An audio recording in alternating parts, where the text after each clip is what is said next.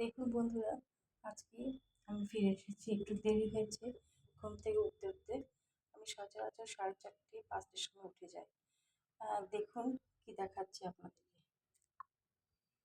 দেখুন এটা কল। এই কলের মুখে আমি একটা বোতল কেটে, বোতলের উপরে অংশটাকে কেটে এরকম লাগিয়ে দিয়েছি।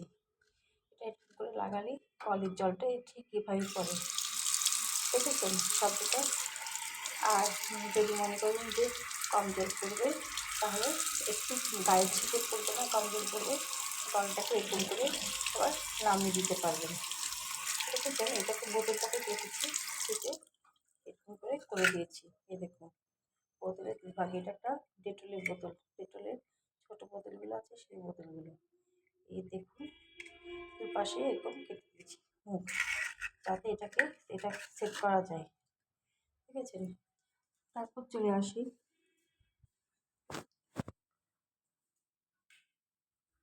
আজকে রান্না করব, দেখো বন্ধুরা, লাউ দিয়ে, মুগ ডাল দিয়ে, আর